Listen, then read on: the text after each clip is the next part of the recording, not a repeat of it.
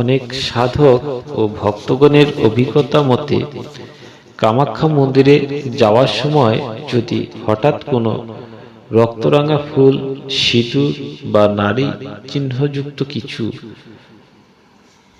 পথের পাশে পড়ে থাকতে দেখা যায়, তবে এটি মা কামাখ্যার পক্ষ থেকে একটি আশীর্বাদ সূচক সংকেত।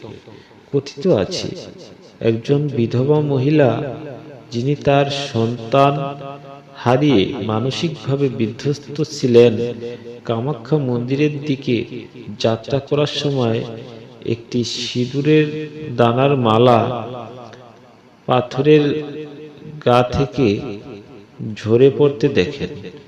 তিনি বিশ্বাস করে সেটি হাতে নিয়ে পূজা করেন। ফিরে এসে কিছু দিনের মধ্যেই হারিয়ে যাওয়া সন্তানকে ফিরে পান। কামরূপ রাজ্যের রাজা ও গুপ্ত সাধক।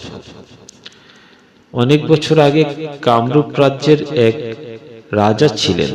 তার নাম ছিল রাজা নারায়ণ সেন। তিনি ছিলেন নিঃসন্তান। বহু পূজা অর্চনা করেও সন্তানের মুখ দেখতে পাচ্ছিলেন না। একদিন এক তন্ত্র সাধক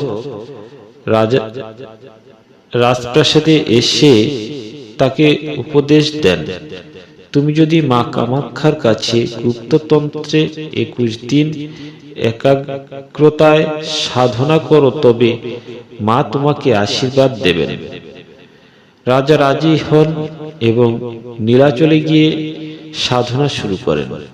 কথিত আছে, 21তম দিন মা কামাখ্যা তাকে স্বপ্নে দর্শন দেন এবং বলেন, রাজা, তুমি সৃষ্টির প্রতি শ্রদ্ধা রেখেছ, আমি তোমাকে একজন যোগ্য পুত্র দান করব, যে ভবিষ্যতে তোমার রাজ্যকে রক্ষা করবে।